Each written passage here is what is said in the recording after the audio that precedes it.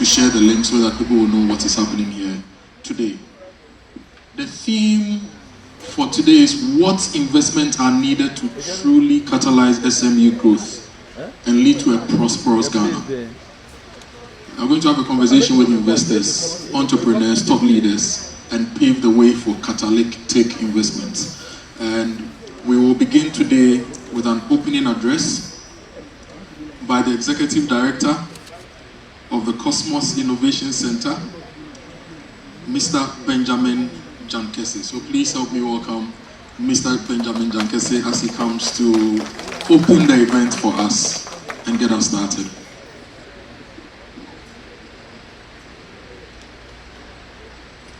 Thank you, Kojo. For some reason, I'm happy we're starting late and Kojo doesn't have the opportunity to say so many things. So, thank you for introducing me. I want to say good morning to all of you, and I want to say welcome to Kosmos Innovation Center. At Kosmos Innovation Center, we believe that you need to have what we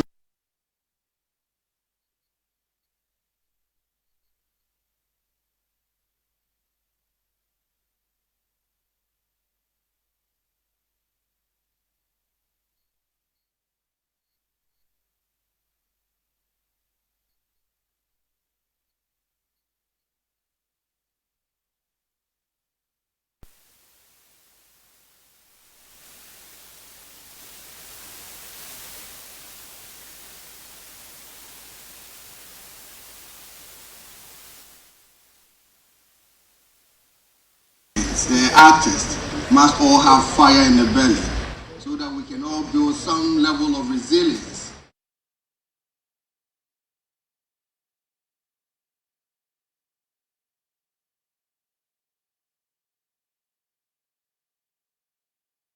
Honorable Deputy Minister for Communication and Digitalization, Honorable Amapuwa Boateng. I want to say a big thank you and welcome again to KIC, to Maria, the Director of Open Value Foundation.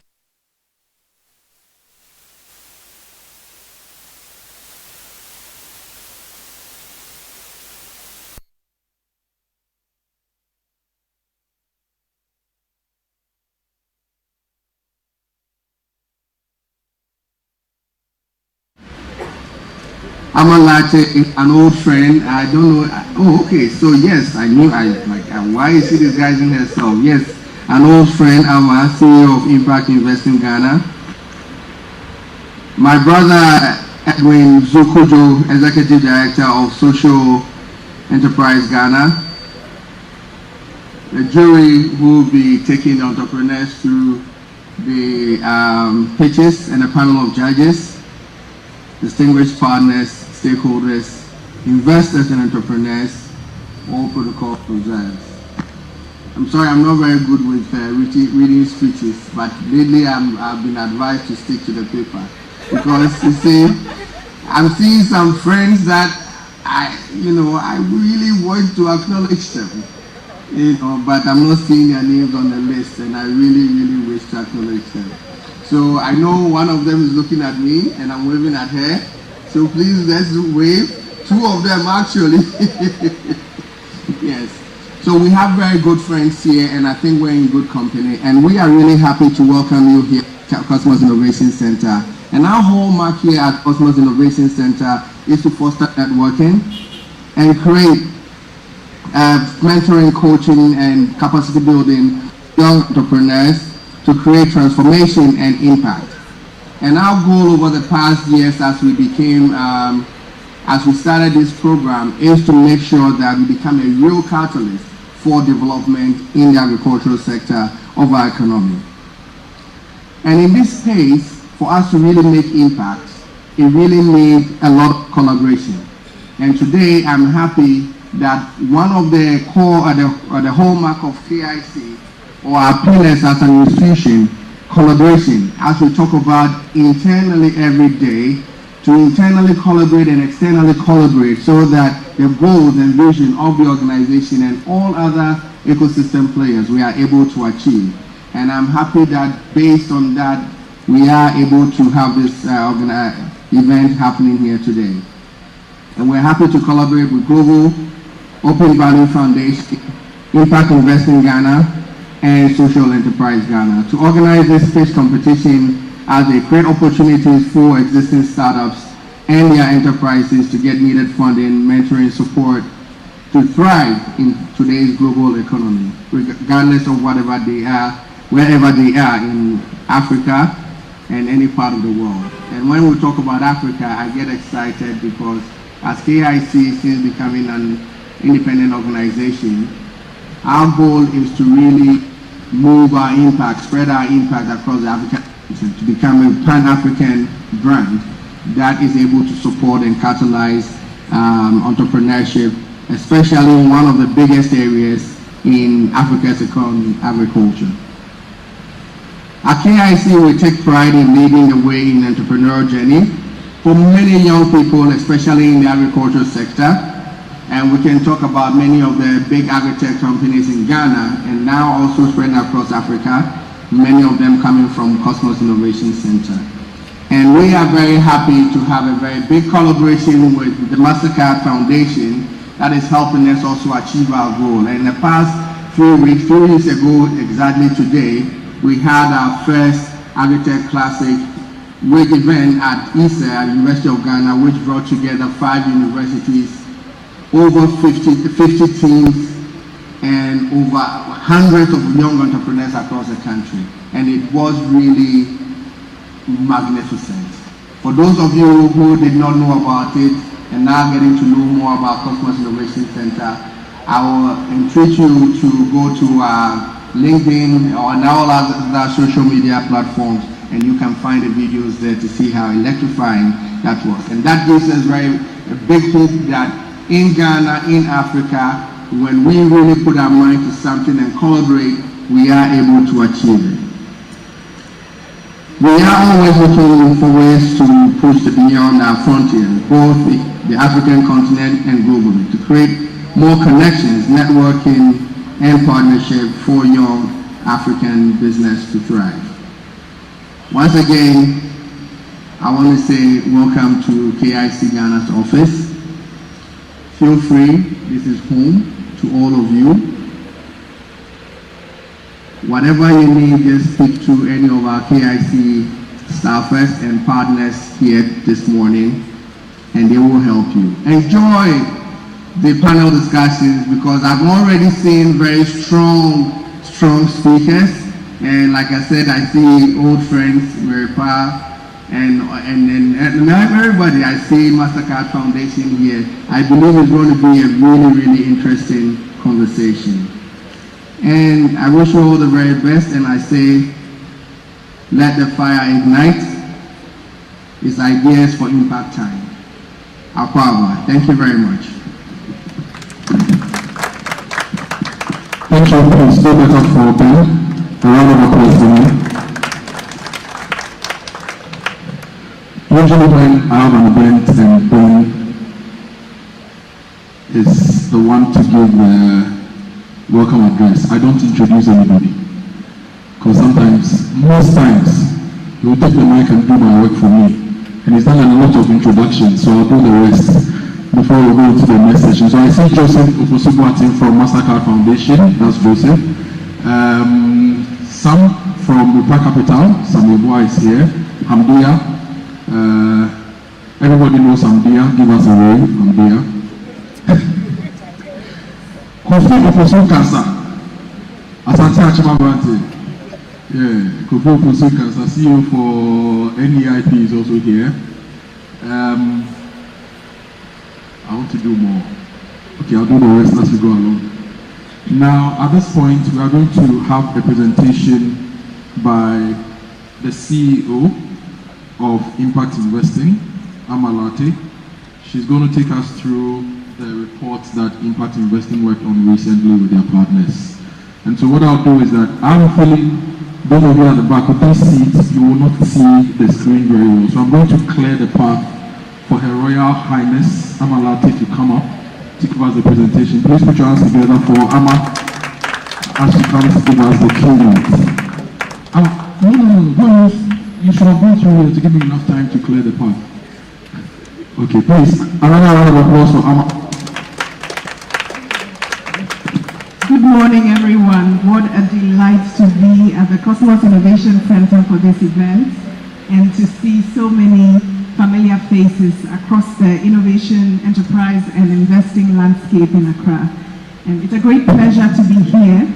We are delighted to be co-hosting this event with the Open Value Foundation, Kosmos, Social Enterprise Ghana, and to be able to use this platform to share a few thoughts from a research that we recently launched with Ashesi University. It's a research that looks at SME financing schemes in Ghana since 2004 and tries to understand which ones have been catalytic. Catalytic meaning that they've helped to unlock funding, they've helped to make SMEs more attractive to others.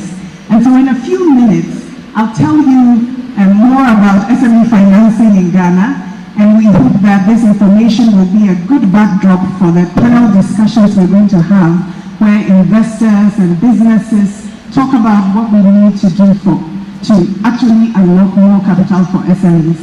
Words matter, numbers matter, what you measure matters. And so it's important that we take these reflective breaks and look back at 15 years of SME financing in Ghana. Hopefully the clicker will work. Okay, it does. So just very briefly, Impact Investing Ghana, we're the National Advisory Board for Impact Investing in Ghana. It's a local platform that brings together investors, accelerators, and market builders, government, to work together to build the ecosystem. And we do this through research, we drive collaboration, we do advocacy, and then we have projects that unlock capital. Now, the goal of the study was to provide insights that would enable us to understand how we can mobilize catalytic capital for SMEs. And I'm sure all of you are asking, what is catalytic capital? The definition is on the screen. It's capital that accepts disproportionate risk. And so we all know that we invest and we want a return that is commensurate with risk. But there's a certain kind of capital that is willing to do things that are a little more risky because it wants to generate positive impact and it wants to unlock funding. And so catalytic capital plays very, very important roles. There are four forms of the concessions that catalytic capital takes. And one of them is price. It wasn't the most popular, but some of the catalytic capital providers were willing to fund at a concessionary rate so they could enable SMEs that others were not interested in to build track record and then attract commercial investors. Some of them were using a pledge, a guarantee, or another form to unlock capital. So I will guarantee that if this SME defaults, I will pay, and then commercial investors will come in. The third was position, which is occupying a subordinated position in an investment. And so we had some of our catalytic providers taking a subordinated equity position to attract others. And the third was patience. This was very popular. What we found is that SMEs in this part of the world can take a little longer to give a good return. And so being patient enabled a lot of the SMEs to build traction and eventually to become pretty high growth businesses. And finally, purpose. And purpose is like everything else. This was tailoring the financial instruments to the needs of the SMEs to be able to unlock funding or to be able to enable the SME to get funding. So these were the forms that we saw in the research. And the roles that the capital was taking was seeding new initiatives, scaling existing initiatives. There were a few where there was a business that was really critical in a value chain. And so catalytic investors were interested in sustaining it. So may not have super high growth potential, but it's providing something essential. And so sustaining and then finally rejuvenating, which is something that you can do for a mature company or even a company that has gone into decline. There were other activities that catalytic investors were doing, or sometimes others, to really strengthen SMEs, like ecosystem building or facilitation of transactions. But for this study, we focused on the investment piece. And we took our definition of SMEs from the Ghana Statistical Service. I'll skip because the report is available for download. And so you can go to impactinvestingghana.org, or the report has a microsite, ghanainvestingmap.org, that we created with Ashesi, where there will also be an interactive map, and you can learn more. And this is a statistic that most of you are very familiar with. We have a 4.8 billion SME financing gap. What do we do to fill it up? So even if you're doing something that moves some of the 2.7 billion into underserved populations, which we should, we also need to increase the cake. We need to increase the size of the pie significantly. This is, how we did the research. Lots of complicated things from Ashesi, Delphi, surveys, validation, simulations, and there was quality assurance and methodology. But let's talk a little bit about how Catalytic Capital was moving. We saw Catalytic Capital moving in three ways. There were some funders who were investing directly, Catalytic funder investing in SME. But most of them were investing through financial intermediaries, and there were two kinds. Some were institutions that were created to be catalytic, like the Venture Capital Trust Fund, and the money would move into them and then into venture funds or into SMEs. And then we also saw a lot of catalytic funders going to a commercial institution and saying, can you create a catalytic product for me? And that was interesting. So the product is catalytic, but the institution and its culture is just a regular commercial institution. And sometimes there was a positive influence from having that funding come in. So what does the universe look like of SME financing scheme? Between 2004 and 2021, we found 1.73 billion in SME financing schemes. And 1.16 billion of it was investments into SMEs. And of that, almost all of it, 949 million, was catalytic. And we chose this route to try and create the universe of catalytic funding because we thought this would be an effective way of capturing almost everyone who was trying to be catalytic for SMEs. And the interesting thing is that we had only 10 of the schemes, of the 72, who could give us verifiable data on the additional funding they had unlocked. And it was 552 million for SMEs. Some of them had also worked with large businesses, so we took out the data for large. And so it's interesting that for just these 10 schemes that had verifiable data, that is 5 times the total investment in the 10 schemes, which shows that if you design investments to unlock additional funding, they can be very effective. And there are many lessons in the report about how that was done.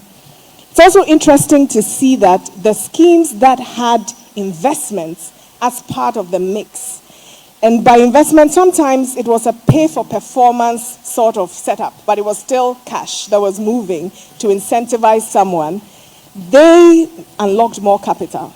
So 74% of the unlocking was done by schemes that had investments as part of the mix. And that's very interesting for those of us who want to catalyze. Ecosystem development is good, transaction advice is good, but let some money move. It makes a big difference. And you can see the mix. In trying to define the source of capital, we ended up using the person who initiated the scheme, who designed it and fundraised for it, because there was a lot of double counting. Our researchers spent a ton of time trying to avoid double counting. And so private sector was the one that was initiating and raising money for the most schemes, 40%. And then DFIs, a lot of it was direct and then a lot was going to banks. And then government, and then development agencies, and then foundations. And a lot of the foundations we talked to preferred to have their funding classified with, the person they had funded, because it was a program designed by their grantee. And you can see it grew fivefold over the study period. And so from 121 million in the 2004-2009 period, all the way to 523 million by 2021. So it's growing, and we hope this continues, and we hope that the lessons from this report can help us be more effective. I'm going to skip some of the slides and say that on average, people use 2 concessions. So the concessions are on the top. You can see price, 8%. Most people were not willing to take a below market rate return. But they were very happy to do very customized kind of setups for SMEs. So you'll see that 53% were doing purpose, 42% were being patient. And those were the 2 that we saw the most of. And in the report, you'll find cases that describe how some of these things were done. But it's insightful for Ghana, with the interest rates that we have, that our catalytic funders aren't willing to, and we know that the interest rates are a big barrier, that catalytic funders aren't willing to accept a lower return. And that's a conversation that we need to have, because you're all in the room, the catalytic funders. Why is that? Is there room to change? Is there some experimentation that can be done? And can we start off being willing to take less return and then have an upside where there's actually extra, more revenue than anticipated, and we get a big return because we're willing to go in early and be concessionary in our pricing. I'm going to skip the outcomes. And so there were positive outcomes. We did case analysis on outcomes, and we saw, for example, each dollar mobilized 3 to 7 third-party investments. We saw that there was an increase in employment, 60% was the average, increase in revenue or return on investments, 25% or more. And there were other things like enabling underserved populations to access funding. You can read more. How did this happen? Flexibility, that stood out. It was flexibility and designing products that were flexible and met the needs of the clients. Longer tenure, you all saw that patience was one of the big things. And concessionary rates, even though we didn't see a lot of people do that, did correlate to having better positive outcomes. So I'll skip. There were also thoughts of negative outcomes, especially market rate distortions and strategies that organizations used to avoid market rate distortions was targeting. So if they were going to do a concessionary rate, they would target an underserved market and be very deliberate in their targeting so that they were not crowding out commercial capital by coming in to distort. Blended finance, we saw a bit of that. So you're blending with commercial, and so it's not as distortionary. De-risking instead of providing a concessionary rate. And then some programs were very deliberate in transitioning SMEs. So the concessionary funding was limited, and there was a clear plan to transition. So at a certain time, you would be supported to begin to get commercial funding. And many times there were co-investments. So co-investments were commercial, and then the concessionary funding would be weaned off. And being accountable and transparent was also one way.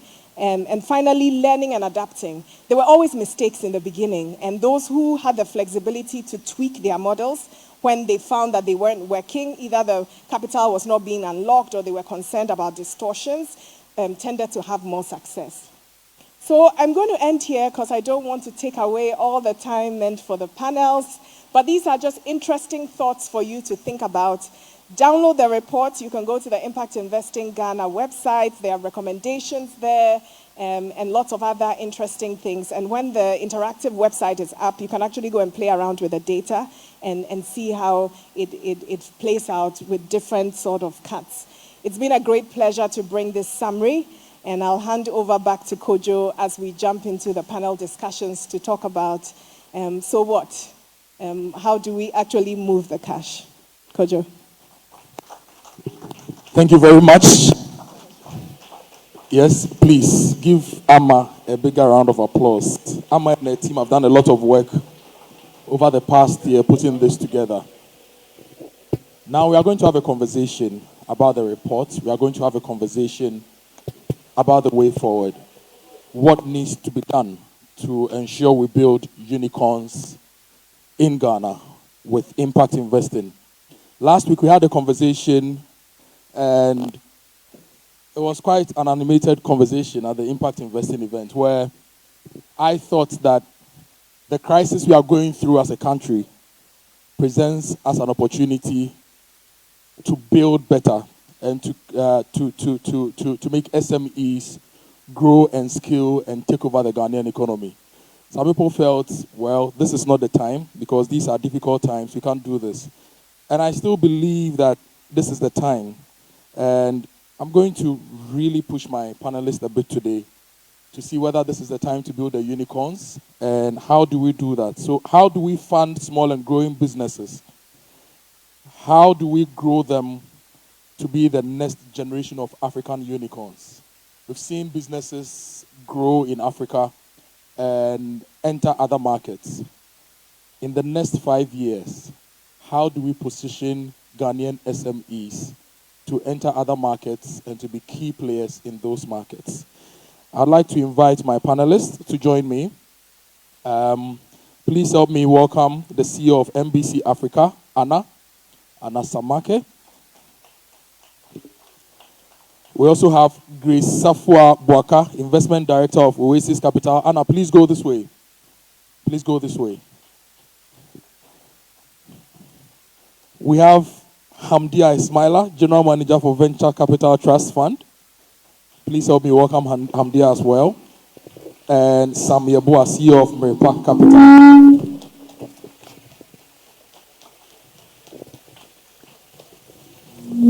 And I will be the moderator.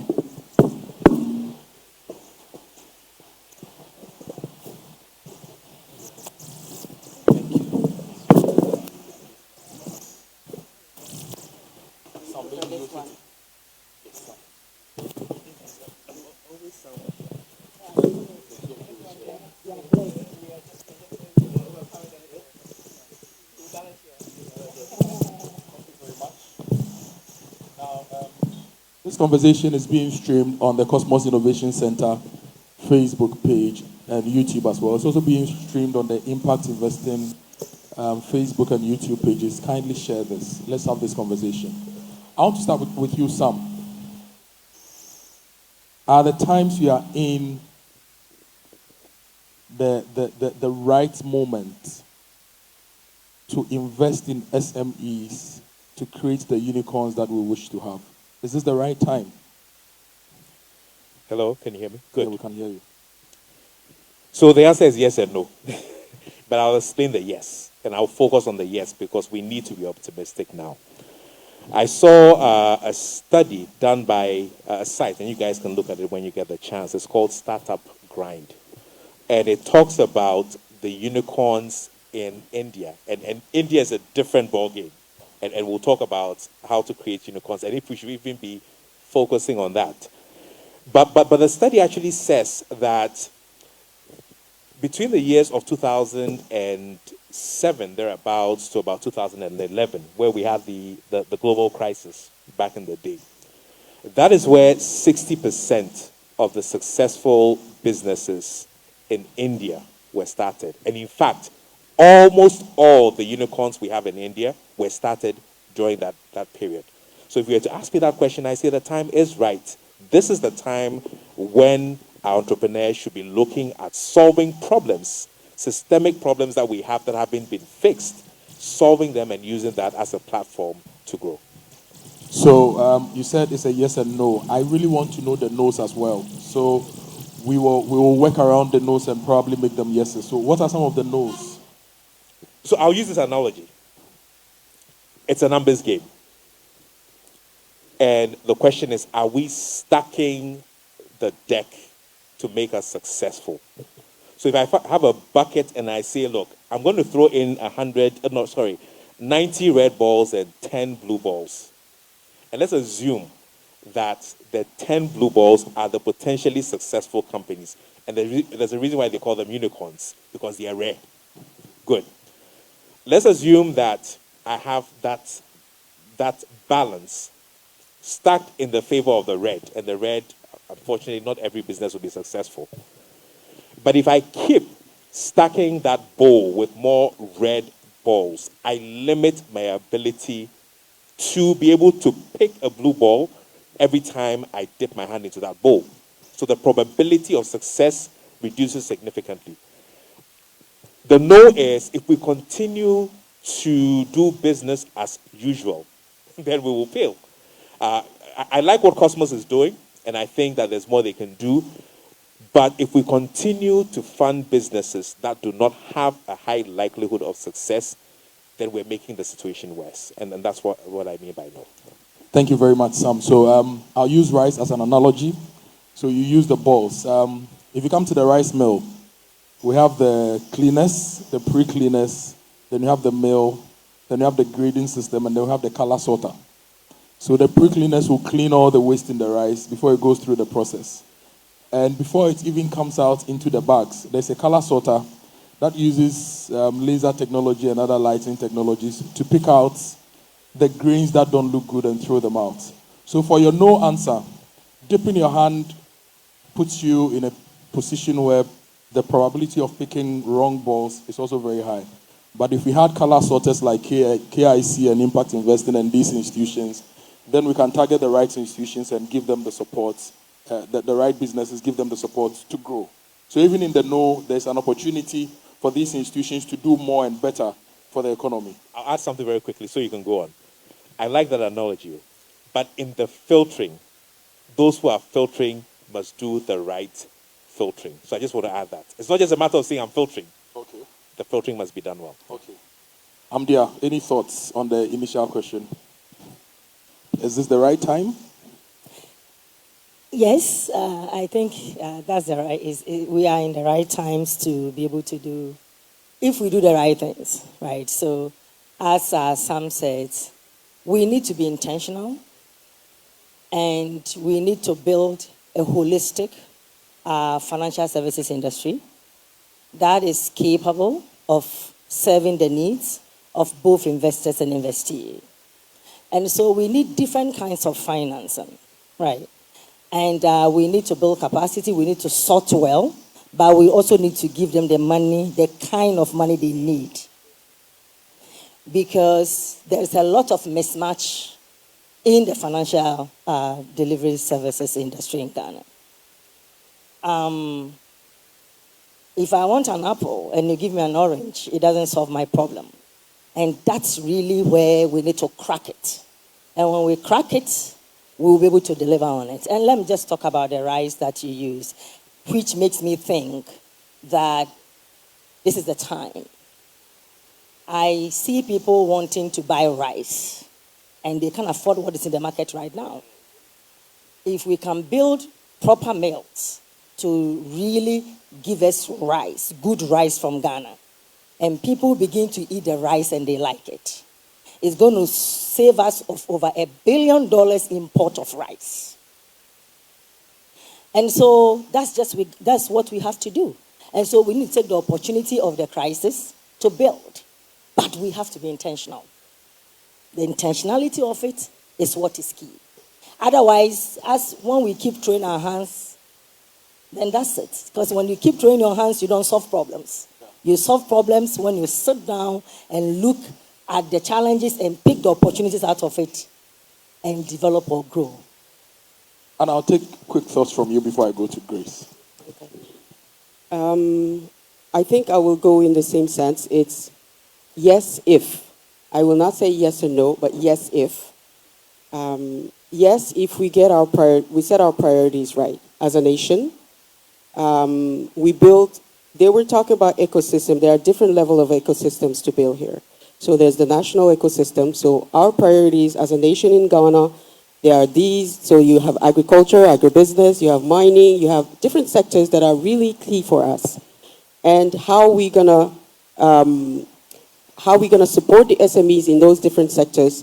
And I know that Sam is doing a lot in that sense, so focusing on industries, processing, the example you gave in the rice. At another level, you have the ecosystem for the SMEs themselves. And this is where, as Hamdia says, we have to be deliberate. we have to make sure that we have the different value chains that we need. The value chains of financing, but also the value chains of service providers, accessible and affordable for these SMEs, because it's not always the case. And I think if you take the example, Steve, I will say the food sector. I will not say only the rice, it's all the value chains. If you take the value chain, you have the producers, the smallholder farmers, mainly in Africa. You have now more medium-sized producers, but they have different needs, as Hamdia says, in terms of financing, in terms of services, they have different needs. So we must make sure that every single one of the actors on the value chain is getting what they need, a holistic way for the value chains to work, because it's a system.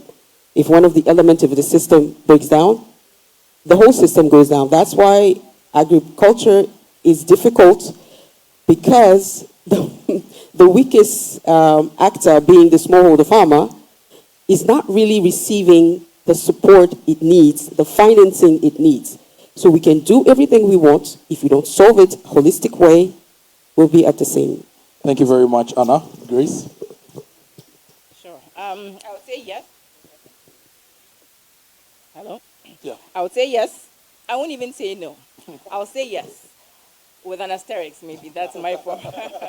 Okay, so I'm with Oasis. So over the past 10 years, we've backed about 20 businesses in Ghana and in Cote d'Ivoire. Please speak directly into the mic. So.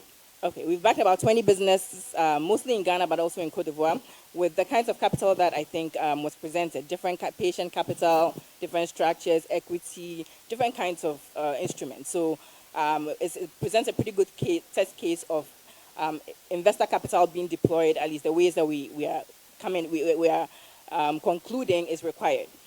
The most successful businesses have been, we've invested in businesses from startup stage, early stage, mature businesses, growth businesses across the whole spectrum. Of course, we haven't done mega businesses, but I think we have a fairly good sense of how our economy works, right? The best businesses haven't necessarily been small or big or medium. The best businesses have been backed by strong entrepreneurs and strong management teams. So as much as I am definitely all for backing as many successful small businesses that we can, the key, I think, we should take a step back and look at the bigger picture. What are we trying to do? We are trying to have an economy that serves our needs. Why are we food insecure as a country? Why we have so much land, we have so much resources, why are we food insecure? That is a problem that we need to solve. Why there are so many sectors where we have suboptimal, results as a country, right? So what are we trying to solve? We are trying to create market solutions to serve these needs. Government hasn't traditionally been the best way to go, right? So we need the private sector, we need a commercial approach. It's not about small or big. I mean, Facebook was small once, now it's a mega institution, right? And there are also medium-term businesses who are being very successful in what they do around the world. It's not necessarily about the size. We just want to put ourselves in a position where we are catching the best entrepreneurs and the best teams. And I think that is the mindset that will help us best. Because absolutely, the opportunities now, in a down cycle, this is the time where you need to, there are many assets that look risky and all of that, and this is the time to dig deep and find the best opportunities to invest in. But it's not about small, medium, big. It's not about that necessarily. It's about the best entrepreneurs. And are there small businesses that's quality entrepreneurs? Absolutely. We've backed businesses that were very small to begin with, early stage, and they have grown 10 times in 5 years. So absolutely, I want to be in a position to see that business and to back that business. But I don't necessarily want to say that I must back all small businesses. I think we talk about the sorting. And so the work that KIC is doing is absolutely in the right direction. But we want very, very strong, we want the best candidates. We want the best candidates. And I have to say, maybe I've gone on my soapbox a little bit, but as much as we are focusing on getting on youth entrepreneurship and all of that, what we want are strong entrepreneurs. And they're absolutely young people who have that fire in their belly, who are strong, who I would want to back, absolutely. But on average, the best entrepreneurs generally have some experience. So should we also have a drive around those? Maybe you've worked, 5 years, 10 years. If that fire in your belly is still there, can you start something? And the outcomes of those kind of businesses tend to generally a bit higher quality than the raw ones. But again, Mark Zuckerberg started this in his Facebook in his dorm room, right? So you also want to be in a position to be able to catch those very small stage, early stage entrepreneurs as well. So maybe I'll end there, but my focus is we want the best. We want the best, and they're out there. Let's find them. And so let's design the organizations that are helping to do the sorting in a way that we are focused on the best and not necessarily, as many as possible. Of course, as many as possible, like Sam said, you will catch some, and that's great, but we want the best across all skills, and then we power them, they scale, and they become successful businesses to meet our needs as a country. Thank you very much, Grace. So the four of you agree that the time is now, and we must do it. Do you also agree that the time is now? Do we all agree that the time is now? So this makes my work very easy then. If we agree the time is now, how do we do it? We know funding is important. Is funding really the main thing we need now? Yvonne says something very interesting. Maybe we should look for people with experience already who have not even decided to start something and push them to start something. So they bring their experience to bear. So how do we do it? The time is now. How do we grow these businesses and build a unicorn? Maybe I'll quit my job and go and be a communications director for that unicorn. I'll start with you. Let me start with you, Anna.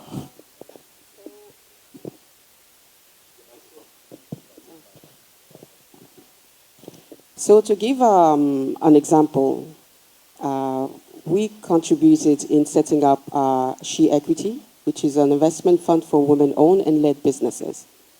Because this is what we believe, how we can contribute to resolving the access to finance to entrepreneurs.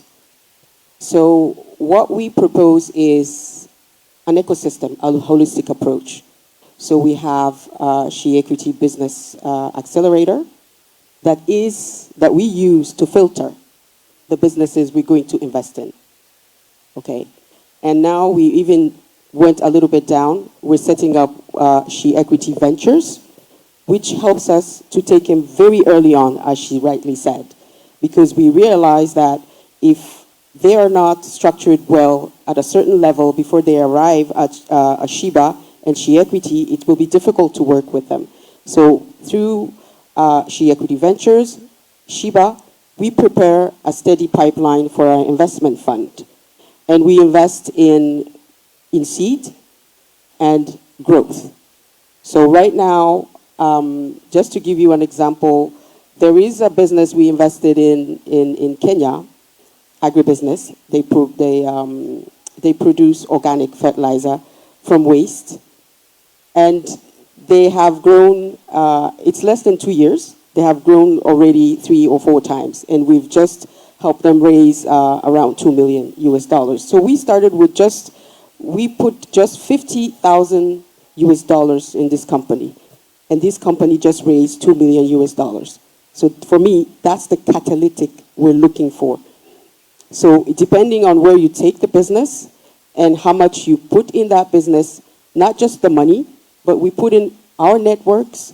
We even help you access to bigger contracts, market.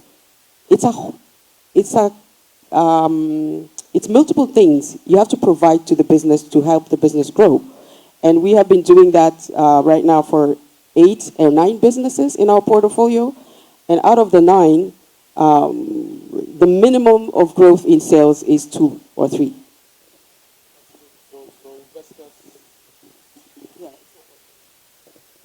So investors must not just give the money, but must be ready to go deep into the waters with the businesses and cross all the hurdles with them, put them in the right networks, mentor them when they need that, and also try to help them get access to market. That's very key. I'll come to you, Grace, then I'll go to Hamdia before I come to Sam. So how do we do it? You started with some nice ideas. Let's build up on other things we can do to get there. Yeah, yes, I think that the more sorters, the better, right? So for sure, we have more institutions like KIC who have high-quality staff who are helping to do some of those, that sorting, that will be helpful. I think focus is also important. I think KIC is focused mainly on agriculture and agricultural technology and all of that, so that helps as well. So you get maybe more from per sector to choose from, and out of that, more and more will be successful. At least a few will be successful, and some can even go global. So I just feel like similar structures in different sectors. The sectors that we determine we want to push as an economy, we focus. So we have an effort whether for the next 10 years, we want to be food secure. I mean, we want to produce all of our rice. What do we do? So maybe get the rice businesses in. I mean, so long as we have those who are yet to start, but those who are starting, right, what do they need? Talk to them. We can do training and all of that. But out of them, the ones that show the most promise, because there's something that an investor can do, but there's something that an entrepreneur can do, and they can't switch roles, right? So the ones that show the most promise, when we focus the net, right, this is a sector we want, we get as many as possible, and engage with them on a continuous basis. Out of that, we get some strong candidates, and then we can make bets on those and move ahead. I think focusing on the sectors that we need to move the needle for us as an economy is probably the best. And then we need more funders. Really, we don't have enough funders. We don't have enough funders. There are very few organizations like MERPA, like Oasis, Injaro, and a few others locally. Really, most of the major investments over the past 20 years have been done by DFIs. These are people who are not, their interest in us is to help us develop and grow. But why should they be have more of a stake in the development of the economy than we ourselves, right?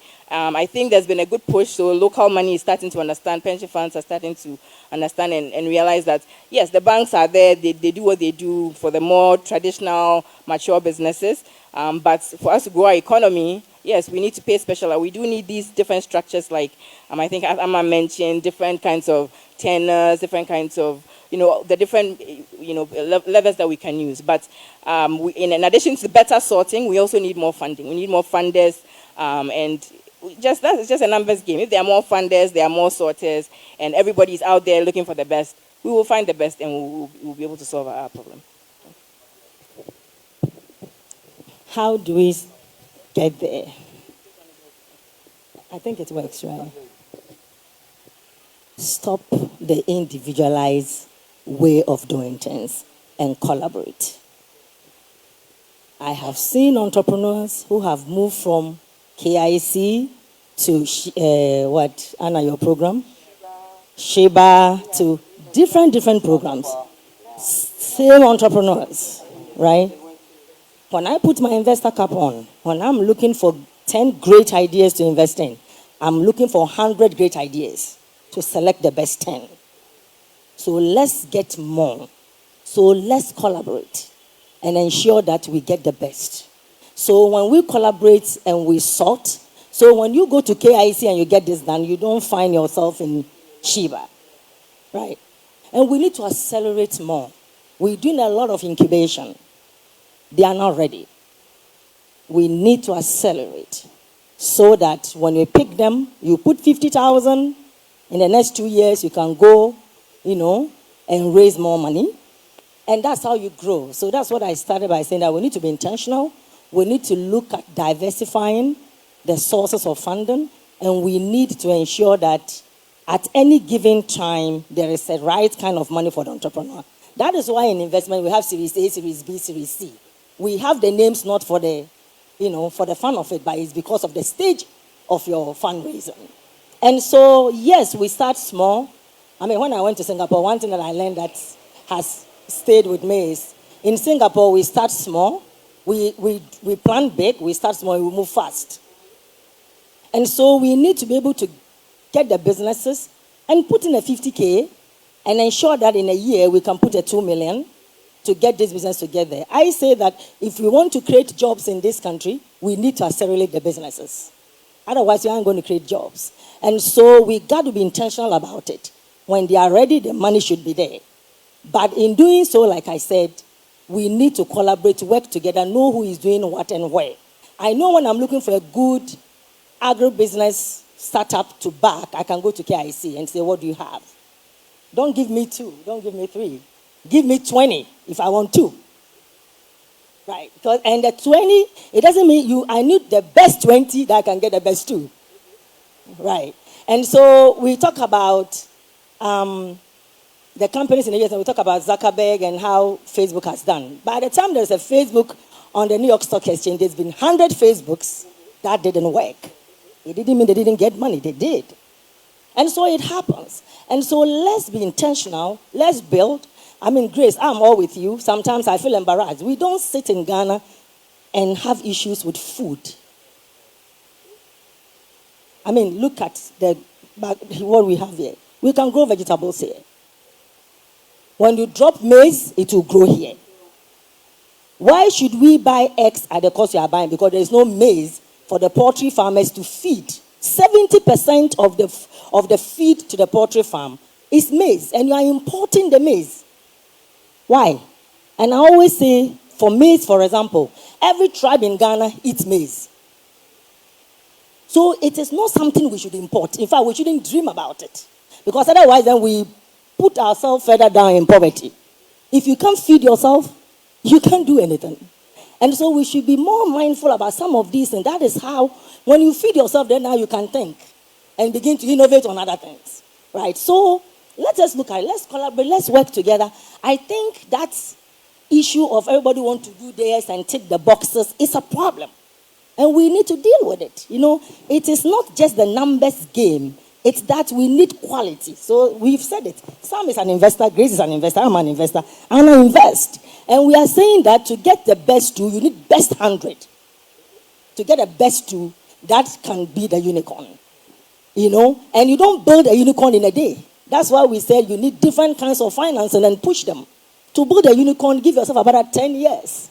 And it is series of financing that gets it there.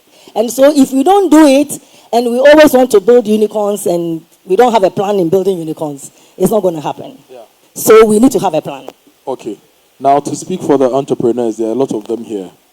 You said they come to KIC, and they jump onto the nest, and they go to NEIP, they go to GEA. I've interviewed about 400 startups and SMEs in the past 5 years. A lot of them are even from KIC, because they push them. Yeah, talk about them and let's market them. And a lot of them have told them sometimes the help comes too late and it's way too little. So they will come to KIC, all right, and get some help, but it may not be enough for them. So they have to jump onto the next platform, and sometimes, instead of spending the time to do the actual work, they are chasing help. And so that doesn't help. So it's true that we jump, but this is feedback from the businesses, which ties into what you are saying, that if the businesses collaborated, they could put together a bigger pool and better help for these businesses. So Sam, coming to you, how do we do this? So I would say we need to have hard conversations and tell ourselves the truth. And I'll explain why. Again, back to this conversation about unicorns. They are rare. And when I say it's a numbers game, I'm not saying that we can't get unicorns out of Ghana. But there are different tiers of businesses that require support and funding. So when we have the unicorn conversation, I think we put it on a different track. Because the guys who build unicorns, they are exceptional. They are 1 in 1.7 million. That's the odds. Okay? So to find that in Ghana, for me, I say that we throw them in the mix of Africa. So one of the things that I would say is, let's have hard conversations. I will touch on the ESOs, and the ESOs are the enterprise support organizations in which the Cosmoses, the impact hubs, and others fall in. And so let's have hard conversations. Let's manage the expectations of the entrepreneurs. Let's develop the skill to understand who can be a unicorn and who is an SME that will provide sustainable employment. That is also development. Okay? And let's make sure that we are tailoring the support for the different types of contributors to economic development. Not everyone will become a unicorn. Not everyone will become a $100 million business. Not everyone will become a $50 million business. But you can continue to support a business that makes maybe $2 million a year, and because of their business model cannot scale, but can continue to provide sustainable employment and economic development wherever it is that they are placed. So I would say that let's make sure that the programs that we have are being true to the entrepreneurs. Secondly, let's also manage the relationship of funders and donors, because I think that in some instances they create more harm than good. A lot of the enterprise support organizations are actually donor or supply driven. And so someone comes with their agenda, hangs it around their neck because they want to report on what do you call it, vanity metrics, how many people they touched versus the quality of the entrepreneurs that came out. And I will challenge any of these development agencies and any of these hubs right now, and I'm not challenging it to be difficult, but I want us to have hard conversations. How many of the entrepreneurs that have gone through all of these programs have received funding from private equity and venture capital? One. Two, how many of the entrepreneurs who have gone through these programs are at a stage where we can say that they are sustainably doing $1 million, $2 million? In fact, I think that's even high. Let me come down. $500,000 in revenue.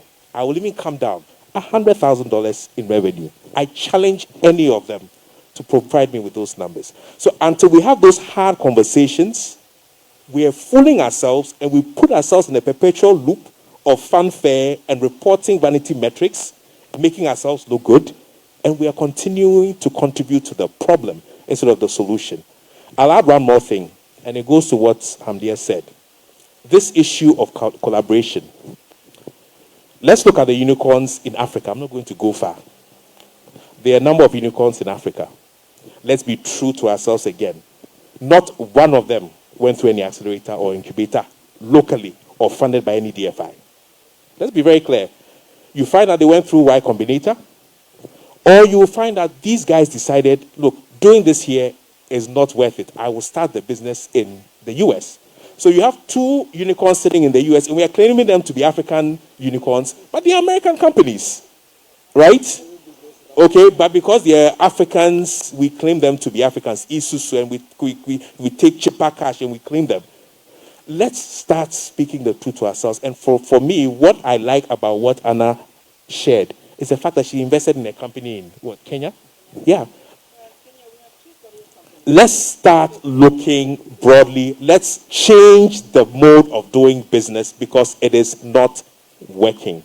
And let's start challenging ourselves. Okay, thank you very much, Sam. So we've supported businesses, individual businesses. We've given them. So there was an era of grants in Ghana where the government was getting grants, businesses were getting grants. Then those who used to give us grants say now we are moving from aid to trade. And we also say it's Ghana beyond aid. But we've been doing the same thing over the years and we are not seeing results. This is the reason. If I'm a poultry farmer, for example, and I want to build the biggest poultry farm to feed Ghanaians, in fact, the largest poultry slaughterhouse in Australia slaughters more chicken than we produce in Ghana and import into Ghana. That's one business. So that's a poultry unicorn. So if I wanted to do this and I invested in my poultry and everything, within the value chain, there are so many bottlenecks that don't make my business successful. So is it the time we also looked beyond funding and helping individual entrepreneurs and SMEs and decided that we are collaborating to develop full value chains so that everybody along the line survives in an environment that is growing and thriving?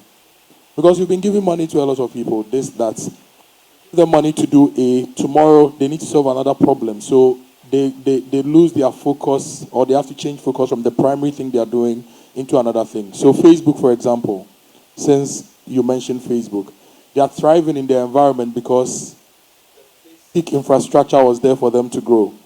So funders and investors, is it time we looked at value chains, not just the individual businesses, so that we could create value chains that are themselves the unicorns, not the individual businesses? I feel like clapping for you. So over to you. I think I'm going to come back to what I said in the beginning. This is all about how we as people, we're setting our priorities right. And from the priorities, we build the different systems that are going to give out the outputs that we want, the SMEs that we want, both in the different sectors. If you want to have Ghana rice, me personally, I only eat Ghana rice. I go to the length of searching in different markets and I just want to consume Ghana rice. How many of you consume Ghana rice here? You see? So I think, as Sam says, we have to be truthful. The conversation is among Ghanaians. Are we ready to produce, are we ready to consume what we produce? That is one. Two, are we ready as ecosystem players to collaborate really? I've been in Ghana for 10 years. I know Amdia for 10 years now, and she knows my motto is collaboration, and how I've suffered to try to set up different systems so the ecosystem members collaborate. But it never works, because as Sam says, you have donor agencies that have their own agendas, and since people want to survive, I don't throw them a stone. They want to survive, so they run after the donor agencies. The ones of us that do not want to do that, then you have to build your own road.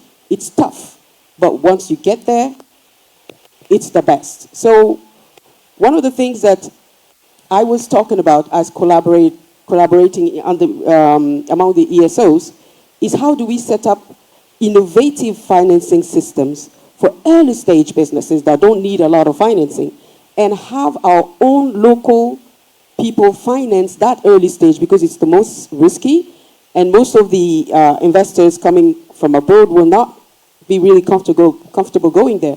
But we as people, because we know that what we want, how can we put money together from the local organizations? I know that Sam and Hamdia have been doing a lot around that, and also Ama. But how do we ourselves put our monies where our mouths are? If it's the food, are we all ready to provide 100 Ghana cedis, 200 Ghana cedis as working people into a fund, so we use that to leverage on it and raise more funding for the agricultural value chains? It's a simple example, and it's as simple as that. But we have to be deliberate, as Hamdimia says. We have to decide as people, this is what we want. This is what we want in terms of job creation. We have people coming out of the universities. They have to have jobs. Not everybody is fit to be entrepreneur. That's another conversation. This is crazy. So, like, entrepreneurship is going to solve the job problem? No. That's not how it works. Entrepreneurship is about solving problems. And not everybody is good at doing that. So let's support those who are good at solving the problems. They're going to create the jobs. Not everybody can be entrepreneur. Auto-employer, at the least, but entrepreneur is another game by itself. So I think as people, let's be honest, as Sam says, let's have the hard conversations, and let's decide how much sacrifice we're ready to do ourselves before we even go outside to ask for support or help. Yeah, I was going to add something to what she said. I think this issue of collaboration, we cannot overemphasize it. We need to continue to harp on this. And I'll give you an example. And I'm not bashing on development agencies, because there's some very exciting programs out there. So for instance, there's a program called IFE. It's Investing for Employment. Now, I'm just throwing this as an example, because you brought up the issue of the value chain approach. Now, this program says they are willing to invest in programs that will take a minimum of €1 million to a maximum of 10 million euros. Question is, how many of our entrepreneurs can absorb that kind of money? But I bet you a number of them will try to apply for this themselves. Question is, why don't we get, again, using a value chain approach, to say, look, along our supply chain, whether it is share, whether it is, what do you call it, cashew nut, whatever it is, there are these deficiencies along our supply chain. And so together, different players or actors along that supply chain, can we come together and collectively put together a proposal that allows us to access this money, and this benefits the entire value chain? One. Or two, the various ESOs. This may be an opportunity to collaborate, to say, look, we have 8 entrepreneurs who are in agriculture. Oh, you have 8 entrepreneurs who are in this particular segment of the value chain. How do we collaborate to access money like this, to invest in assets and capacity building that benefits the entire value chain. For me, this is the kind of thinking and approach that we need to be using at this point. Right? Yeah, I think I also like the value chain approach. I think that's absolutely the way to go. We can't have that discussion, though, without governments. That's where government also has to play its role. And we, of course, we know that we have resource issues as a government, but I think here's where the power of focus can help in helping to develop certain strong value chains. What is the most successful agri value chain that we have built as a country? I would dare say it is cocoa. Now, this is 50 years old, 60 years old, but that is really the most successful one we've built, where from the smallholder level all the way to those who buy the buying officers, all the way to PBC, and government is involved, private sector players of all sorts are involved, and micro businesses are involved. So that's a full ecosystem that we've built, again, many, many years ago. Can we take that approach? I mean, but because we focus, we were building one particular crop, and it focused the efforts, so government doesn't have a lot of money, but a focused approach where we pick one or two, if it is rice, if it is whatever it is, and this is what we are building another ecosystem like cocoa, really. And for the next 10, 15 years, that's what we want to do. I think that kind of approach will help because we also have so many different crops, so many different value chains, and we are resource constrained constantly, right? Can we take advantage of donor funding, all kinds of innovative funding that outsiders want to help us? I mean, that's the bottom line. They want to help us, and we need to get ourselves together. Spreading it across so many different areas is difficult. Maybe we pick one. We want to build another cocoa. Sure, it may involve some government involvement or whatever, but there are ways that we can build good quality institutions along the whole chain. But it focuses the impact, and at least you move the needle a bit more than when it is everywhere. It is everywhere. Then it just feels like the money is there. As an investor, it just feels like you're investing and the money is just disappearing. And that's not what we want. We can't afford to have our tax dollars used, our tax CDs used that way. So I would say focus, having governments involved, and then picking a poison, picking one, two, and just developing them. That's the way to move the needle. I agree with you on the value chain, and I want to say that we have invested in 2 value chains in Ghana. It's one of the best investments you can do. We invested in the sorghum value chain. You can check venture capital. We invested in the soya bean value chain. And we were working on investing in the maize value chain. And the whole idea was that we wanted to support the poultry sector. And so before we get into the value chain, we try to understand the value chain. We provide finance. And it's so critical because, for example, the reason why sometimes the manufacturing sector is not working is because the raw material is not there. They will say it's access to money, it's access to energy and all that. The raw material is not there. We are subsistence farmers. 1 acre, 2 acre, 3 acre, that's what we do. You need an aggregator to aggregate. He needs cash to do that. And so if you invest in a manufacturing company, sitting somewhere processing soya is, you can do most soya around the transitional zone and in the north, it's done once a year. Your working capital needs is high. You need aggregators to aggregate from the 1 acre, 2 acre, move it to you. When we did a study, most of the soybean processing is around the Ashanti, around the transitional zone, which is where we also grow a lot of soya, and then in the north. So you got to move it down. You need this value chain. You need to have a clear understanding of this value chain and know how to invest along it. And that is the only way you can make it work. In fact, when we start talking about value addition, industrialization, and all those things, there got to be a plan that goes with it in terms of mobilizing the raw material. And so for me, I am all on for value chain investing. And everybody has a role to play there. There are different kinds of, what we did was that when we started, nobody would do it. The rural banks don't invest in agriculture. They sit in the rural areas and they don't. Because they are banks. We had to put money, sub-markets for the rural banks to give it to agriculture and to give it to farmers to produce.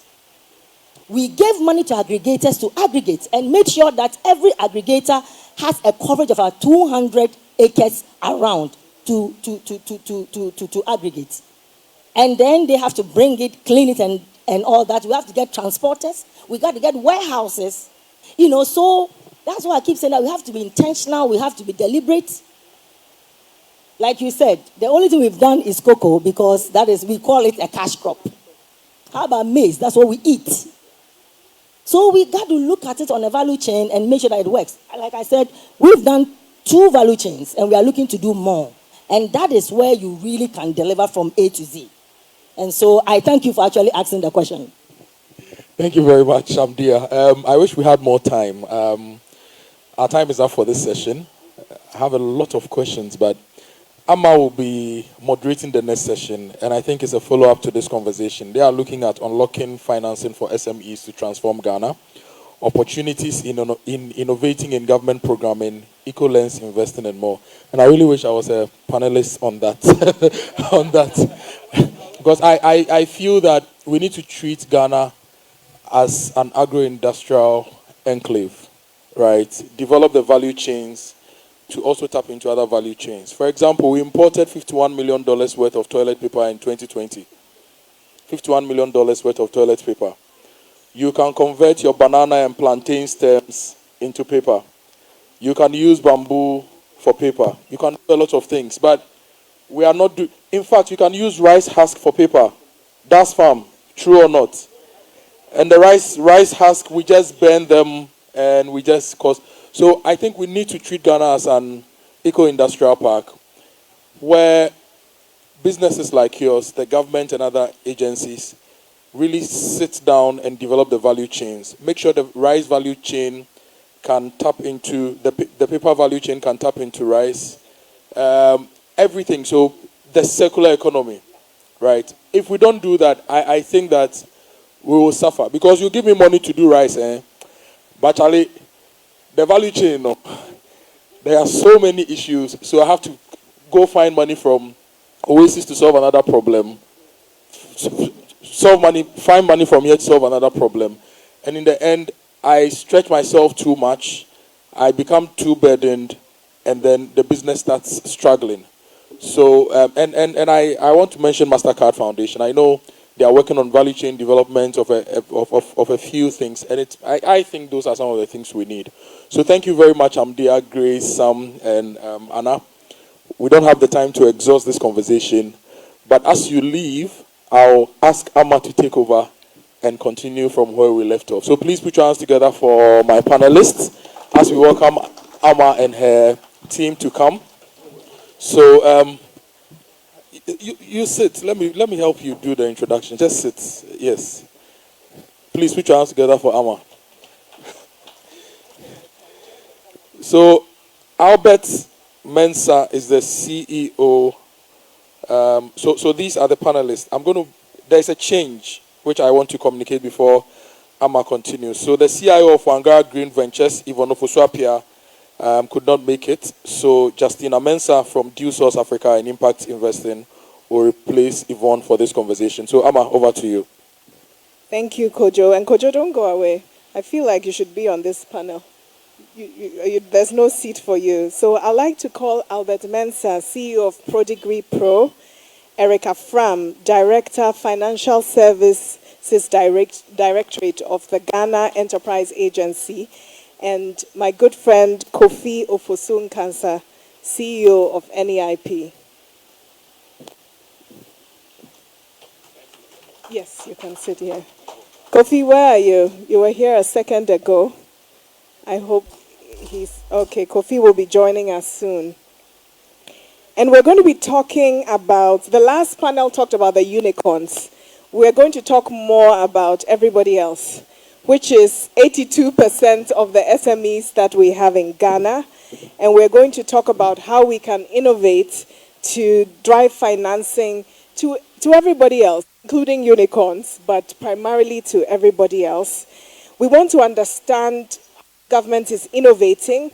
We want to understand how we can work in ways that improves the environment. Ghana has many environmental crises that are ongoing.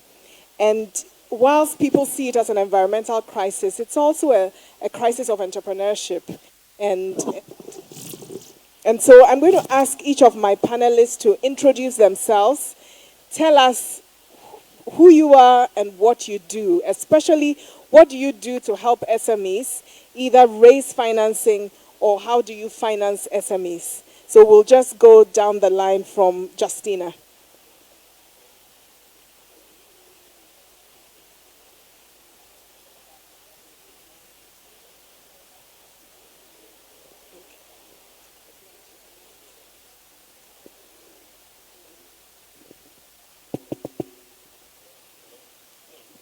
Hello?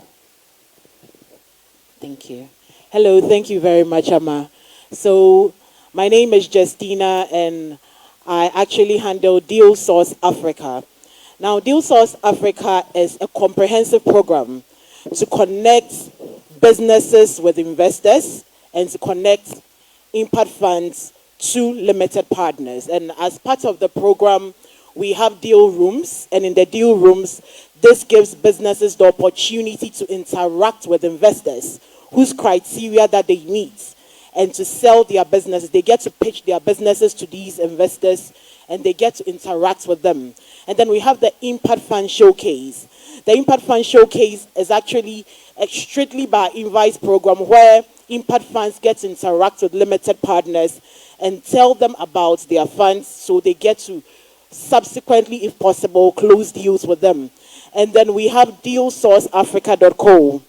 Dealsourceafrica.co is a digital platform where businesses, impact funds are actually onboarded, and periodically they are connected to investors whose criteria they meet. So as part of what I do, I interact a lot with businesses. I see quite a lot around. I see Dasfam, I see Hui Soy, I see a lot of them around. So we actually do some sort of investment readiness, connect them to the investors, and also try and help them in the process of trying to secure an investment whenever we are positioned to do so. Thank you, Amma.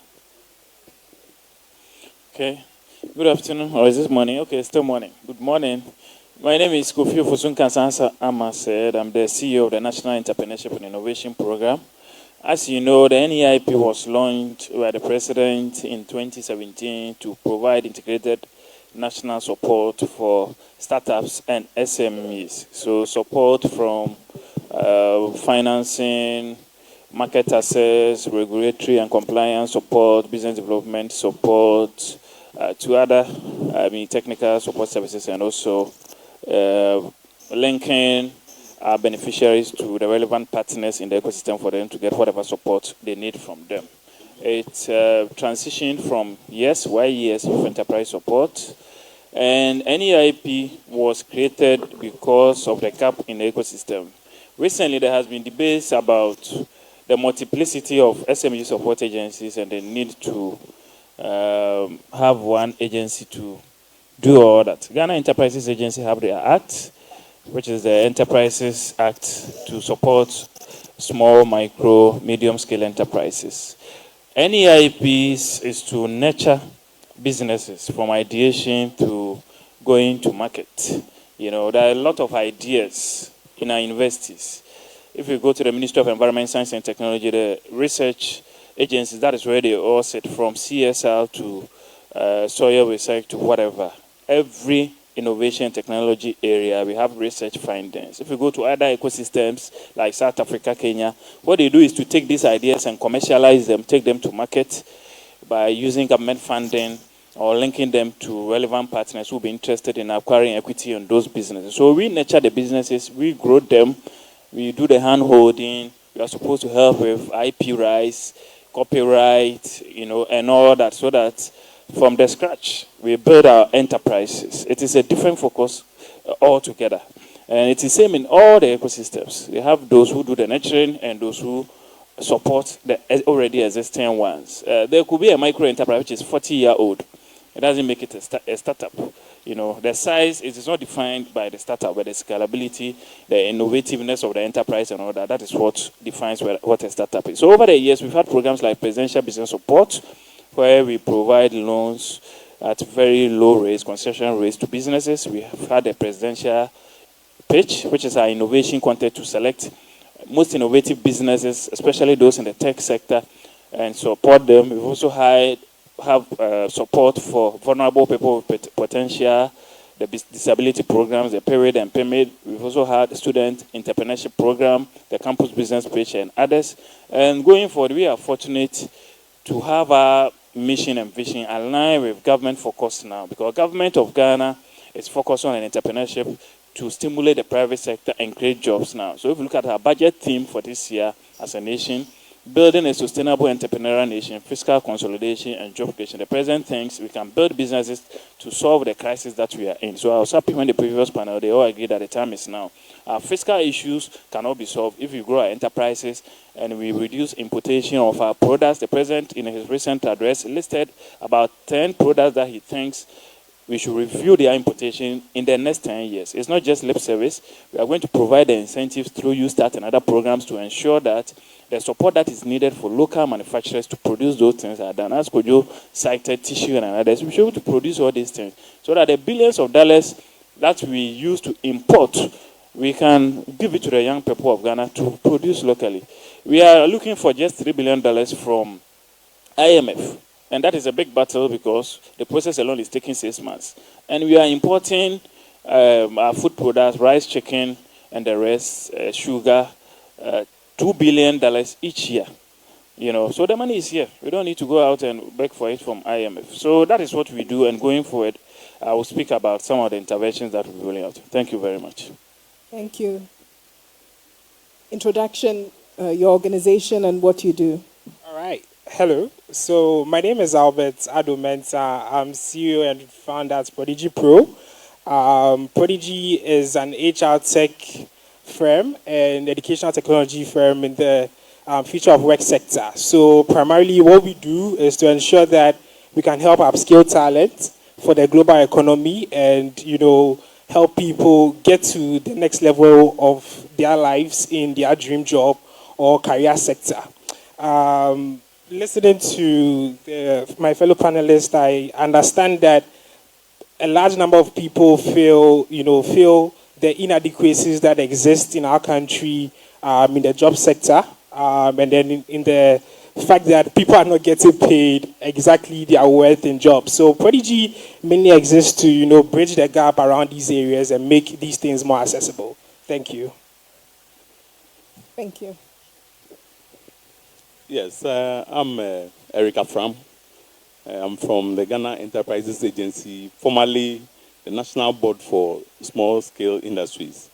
But we have transitioned to GEA because we have additional responsibility. But we are the government agency that is mandated to promote and develop the micro, small, and medium scale enterprises. Initially, when we were NBSSI, we were supporting only micro and small enterprises. But now, with GEA, we have added the bigger M, which is the medium enterprises. But basically, what we do is to provide business development services, just like NEIP, and then facilitate access to credit to the MSMEs. In fact, the focus of our work is to provide business development services. But you will agree with me. In fact, we all know the importance of MSMEs. Somebody tells me that without MSMEs, there will be no Ghana. And I want to agree with that person. So like the previous panelists were saying, they were looking at us focusing on the high growth SMEs. But in fact, if you agree that MSMEs are the backbone of every country, like Ghana, if we support or we focus only on the high growth SMEs, what about the others? So they will look up to government. In fact, that is why we are there. We are not there to provide credit or financial support to MSMEs. That is not our core activities. But if they are not getting the support, they will come to us. That is why we are also providing some form of credit or financial support directly to MSMEs. And then the department that does that is where I'm coming from. Thank you. So that is the panel, and we're going to be talking about unlocking funding for everyone else. So my first question to the panel, and I think I'll start with Albert, because it's good to start with the entrepreneur, not with the people who have the money. And you've heard all sorts of beautiful things said as they were introducing themselves, all the opportunities for businesses to attract funding. What has your fundraising journey been like? What are some of the challenges? What are some of the lessons? Tell us the sort of hard truth. What has it been like for you starting a business in Ghana and trying to raise funding to grow it? All right. So it's not a straightforward journey. I know a large number of people probably up in the audience who are already entrepreneurs or are hoping of taking up that same line. I think it's probably an easy process, but there are a lot of things that go through in that space, right from ensuring that your business is already situated in an angle where people can invest in the business or it's attractive to investors at the end of the day. So what I want to mainly say is it's not an easy process. You have to ensure that you are really well situated to be attractive to investors. So it's not the other way around where you're like, oh, I have this idea, it's worth $500,000, so just give me $500,000. No, you have to ensure that you are well situated, and usually whatever you're building is also along the lines of social impact. So you're looking at stuff up on the educational sector, health sector, probably pharmaceutical and medical sectors too, and not just on the basis that you are just building something that is just earning in profits. Because at the end of the day, what we don't know is that most funds, beyond providing resources out to startups, would want to be associated with the fact that they are creating social impact. So my fundraising journey has been on the basis that we raise grants to enable us scale to whatever levels that we want to. And it's all because we find ourselves in an area that is directly impacting people in job acquisition, skills, upscaling, and then, at the end of the day, providing them with financial inclusion in how they get paid at the end of the day. So this is my experience is you have to be at the end of the day very attractive to investors and make sure that whatever you're building is on the basis of social impact. Thank you. Thank you, Albert. So you've succeeded in raising grant money. That's great. And I know that NEIP and GEA provide, as you introduced yourself, you talked about a wide range of sort of financing programs that you have. Could you tell us a little bit more about your financing programs and how are these programs positioning SMEs to access even more financing? To build track record, or how are you reaching the rest, the non-unicorns? and what he's raised only grants. Are there other opportunities, for example, through your programming that could help a business like his? Thank you, Amma. What is this is that the government support for the entrepreneurship ecosystem has been tiered, right from the big industries to the startups. I was happy my colleague from GE mentioned that they are now doing medium to large as well. So if you've heard of SM Bank, Ghana, they have been one of the main drivers for the 1D, 1F program because they are supposed to provide the funds, to give the companies the liquidity for them to undertake the operations to help us produce locally. The government has also set up Development Bank Ghana, which is also going to focus on the medium to large enterprises.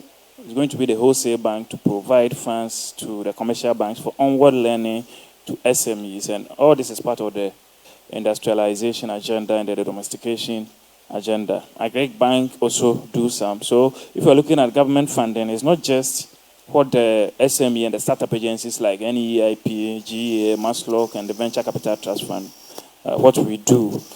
but the different sizes of enterprises have been taken into consideration. And if you do the mapping, you realize that those who are big go to the big ones, those who are medium go to the medium ones, those who are small go to the small agencies. And the same design and programming has informed USTAT design, such that the USTAT, which is an ambitious 10 billion city youth entrepreneurship support program, which is supposed to stimulate growth of startups and SMEs to help create 1 million jobs in the next 3 years, is going to give commercial facilities and also social facilities. The commercial one will be done by the banks. There's a counterpart funding arrangement between government and the banks. So you can access up to 500,000 cities, the medium to large scale enterprises, up to 500,000 cities through USTAT as a concessionary rate of 10%. The first year is a moratorium. If you are going to use the money for capital expenditure, if it's for OPEX, you have a moratorium of 6 months. And then when you come to the startups and the SMEs, you'll be giving them up to a limit of 100,000 cities under USTAT for them to undertake their business support operations. So that is the nature of the government support programs. Different one. If I can quickly run through some of the ongoing programs. The Ghana Skills Development Fund is currently being rolled out by the Commission for TVET, which used to be CODVET. It's a $60 million facility for SMEs, which are at least 3 years old. They opened the portal recently. I don't know if it has been closed, and enterprises are taking advantage of it. There's a COVID-19 support from Ghana Enterprise Agency too, which is ongoing. And very soon they are going to launch another one, which is the first cohort of USTAT. That is a jobs and skills program, which is also ongoing. For those in the tourism sector, the creative arts sector, those who run the bars and events companies too, there's an ongoing tourism grant, which is being done by the Ministry of Business Development. Last year they did some, another cohort is going to open very soon. So if you're in that space, get ready to take advantage of it. And then there is USTAT, which I just spoke about, which is also going to be launched very soon to support enterprises. And we do not discriminate when it comes to sectors. So whether you are in the agribusiness sector, testers and government, manufacturing, education, food and beverage, ICT, trade and commerce, construction, whatever sector you find yourself in, all what you need to prove to all these implementing agencies is that your business is commercially viable. Once you're able to prove the commercial viability of your business or your idea, then we will be ready to provide you with the funding support that you need. The next one I will speak about is the Ghana Cares program, which is also an ambitious program to stimulate enterprise growth. That is our post-COVID stimulus package. And at that, NEIP, for instance, we've had the Youth in Innovative Agric, where we chose specific crop areas where we have gap with importation. So we did support for cereals, we did vegetables, we did poultry, we did tubers, and we've trained the youth. We did it with the ESOs. We've trained 25,000 of them across the country, and we have started with the funding support. We took a list from the ESOs, which helped us with the training, and it is ongoing. We are going to continue, and those we will not be able to support under the Youth in Agric, we will roll them over on the USTAT program to ensure that they also get support following the training that they got. We also have the Rural Enterprise Program, which is done by the Ministry of Trade. I've spoken about the Ghana Tourism Development Project, which is a new $10 million program, which government is going to roll out. So there's a lot of programs ongoing. So if you go to the websites of the various agencies, implemented agencies, you see the links.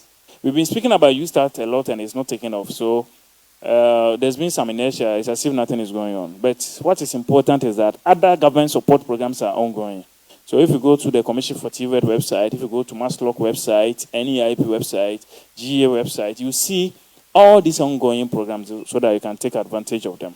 But for USTAT, as soon as we start, we are going to set up service desk for the program across all the MMDAs. So we are going to localize it. So every district, wherever you find yourself, you are not just going to focus on Accra. And because the universities also have big youth populations, the University of Ghana is over 70,000, has an over 70,000 youth population.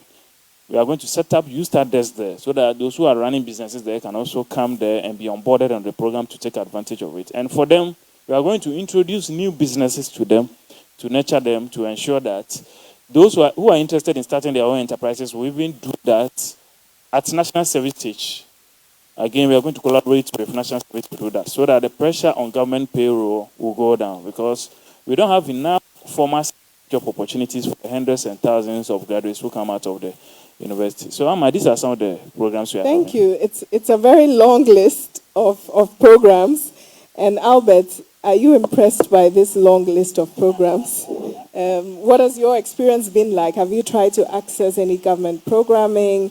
What was the experience like? So I'll effectively say these things that he spoke about, these programs that he's mentioned, the initiatives are all available, right? Yeah, it's true. They are all available. And the government is consistently trying to, make these things possible and available to startups and MSMEs. The only issue that happens to come up when you hear these come up is there's an issue where there's no direct correlation in assessing this at the end of the day. So there's sometimes an ecosystem disconnect. Let's say, because there's a local startup community. I think there are some that exist, like the Ghana Startup Network, several startup communities. And it's, at the end of the day, I think the only issue is, if someone is in the agricultural sector or someone is in the educational sector, what issues pop up is that what funds are readily available to me and how do I assess them? So I know they are there, but how do I assess them at the end of the day? Because I see these programs, I go online, at the end of the day, someone clicks on a link to go, but I'm not hearing anything back, right? Like, I didn't get an email when I applied for it. I didn't get anything. So I think these are just some of the ecosystem disconnects that exist. And I'm sure they're listening to me right now. Probably, greater things will happen down the line. Yeah. Thank you, Albert. I'd like to go to Justina. Albert talked about disconnects. Your platform is supposed to build connections between funders and businesses, between funds and LPs. What are you seeing? What do SMEs need to do to position themselves for funding? Where is the funding sitting? How do we fund the rest? Thank you very much, Amma. So I want to say that with us, when you click on it, someone actually gets back to you. But what I just want to say in response to that is that Albert said something that as a business, you should attract investors. So for our platform, one, we give you the opportunity to get a general idea of what it means to be investment ready. So even if you have not even signed up, and you get the opportunity, you can check your phone right now, you can check Deal Source Africa Co. When you go there and you scroll down, there is a portion called e-learning. It gives you a general overview of what investors are looking out for in a business. Because we noticed that in our engagements with SMEs, they want to get funding, but a lot of times they don't have the understanding. They don't know the fact that I need to have a strong management team. I need to be able to communicate my impact. I need to be able to actually talk about my business in a way that the investor is actually getting the idea and wants to invest in my business. They don't know that I say I want to raise maybe $1 million, but at this point, I'm not ready for $1 million. So we come to the point where we actually give you some sort of idea. So this year, we actually did a deal room with the Ministry of Finance, and we did a general investment readiness for all the businesses, and we even gave them the opportunity to have one-on-one coaching with coaches who actually looked at their pitch decks, helped them to do corrections, taught them how to pitch to the investors, and realized that from there, we've gotten quite a lot of feedback. Our very first deal room, we were able to close an investment Cold Train closed an investment with one of the investors, and we are also about to close an investment with Open Value from one of our SMEs. So we actually do the hand-holding, and I'm sure that with the other measures that NEIP and GA have, they have these systems in place as well. It's just that maybe the SMEs do not know how to actually reach them. But that is what we are doing with Deal Source Africa. I hope I've been able to answer. Thank you. Thank you, Justina. That's very helpful to understand how the connections are being made. I'd like to come to EEA because I know that you, similar to NEIP, are doing a lot to build the capacity of SMEs. And you also work with informal businesses. So these are the ones that don't get onto Deal Source, but they are the most.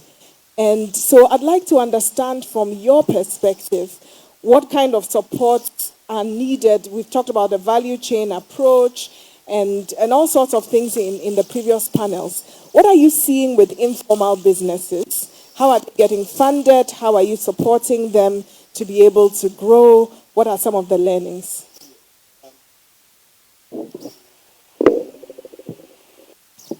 Yes, as I said earlier, we support, in fact, all the micro, small, and medium enterprises in general. We don't actually have any special, a scheme targeting only the micro. We have schemes targeting either the micro and small enterprises or the small and medium enterprises. But if you allow me, let me also talk about some of the interventions that we have. I think my colleague here has mentioned a lot of them. But, you even mentioned in your presentation that there's a huge gap in the ecosystem. That's about $4.8 million. Yes. If you should even add those in the informal sector, I believe it will be higher. So there's a very huge gap a financing gap in the ecosystem. Yes, we have been supporting MSMEs since our establishment in 1988. And usually we establish the funds during crisis times, and then we turn them into revolving funds. In fact, like I said, we are not a bank. We don't also want to distort the financial market. We only come in to support when the MSMEs are not getting the support from the financial institution. So, for example, during the COVID period, when the MSMEs were hard hit by the pandemic, the president came out with some support. If I give us some 600 million to disburse as grants and loans to the MSMEs because the banks were not willing to support them at that time. So what did we do? You know how polarized our system too is. People have the perception that if government comes out with an intervention, it will be politicized and all that. So what do we do for them to minimize this perception? So for the first time, we thought of digitalizing the scheme. Said that you could be in your homes and then you go into the system, you put in your application. So we tried to remove all, reduce the,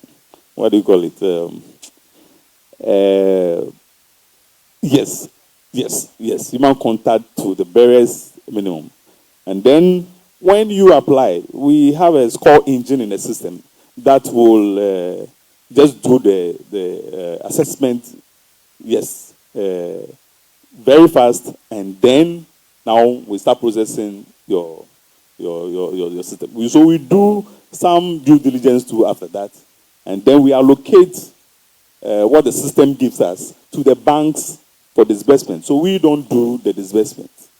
So we did that, and then within 2 to 3 months, we were able to disburse over 300,000 funds. In fact, that I think is the first of its kind in the country. No bank can even disburse over 10,000 a year. So seeing that success, the development partners were also coming in now with some funds for us for disbursement to the MSMEs. In fact, during the cabas, I mean the fund that came from the president, we called it cabas.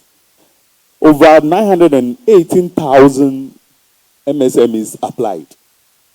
And the total value of their request was over 9.3 billion Ghana cedis.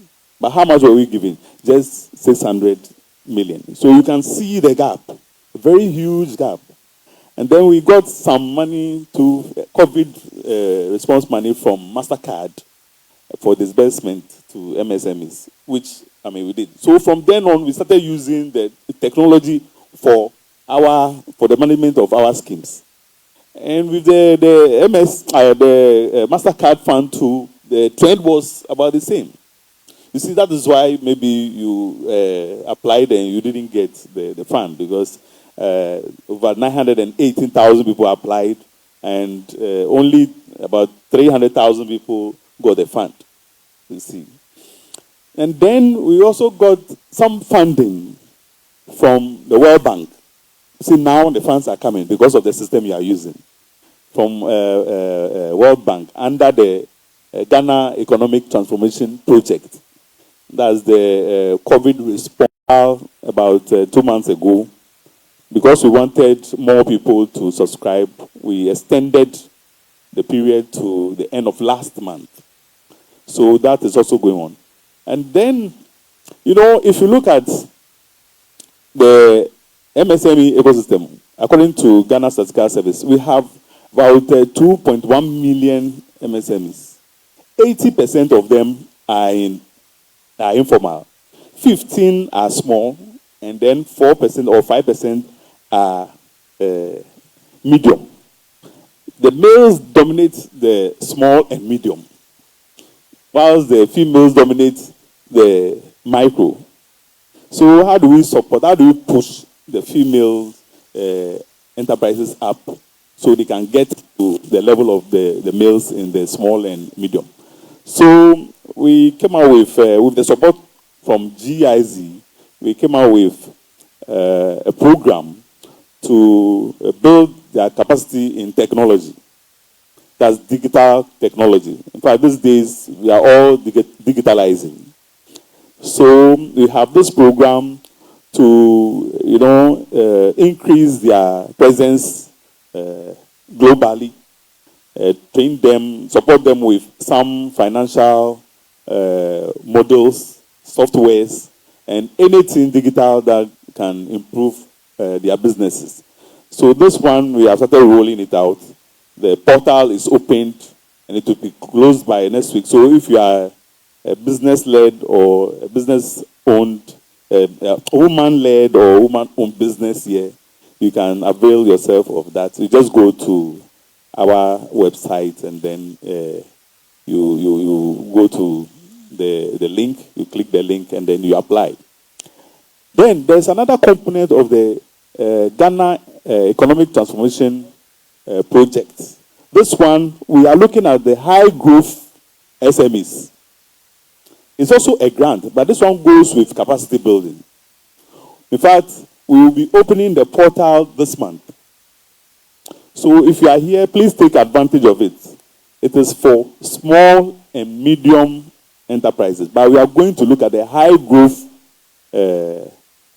businesses in this category. So please take advantage of it. In fact, we have a lot more schemes to support the MSMEs who cannot get support from the banks. And again, I repeat, we are not a bank. We don't want to distort the banking sector. We are only supporting those who cannot get the support from the banks. Thank you very much. Thank you. That's very helpful to... Yes, I was coming to you, so it's great that you have something to add.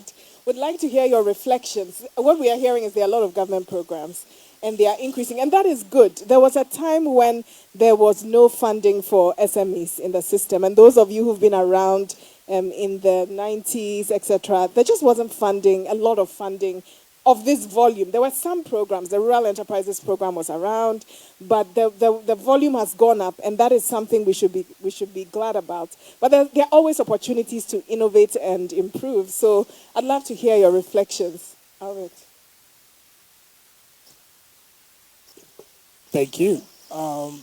So I had something forwarded to me, I think yesterday, on the Indian economy, and it's just dictated that the IT sector alone, form about 40% of their GDP, and that's huge, right? Considering that neighboring countries like Nigeria, are already, playing huge in that market, and Ghana is still playing catch up in some respects up in the IT sector. It's not an issue because we do know that they started some level of digital transformation a long time ago, and we also now making significant impact in that space.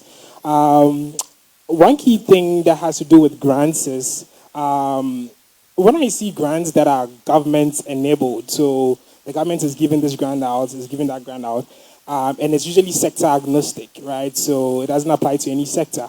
One thing I do is to ensure that there are a large number of people suffering through, meaning businesses that have to put in more inputs financially, especially in the manufacturing and production sectors of the economy.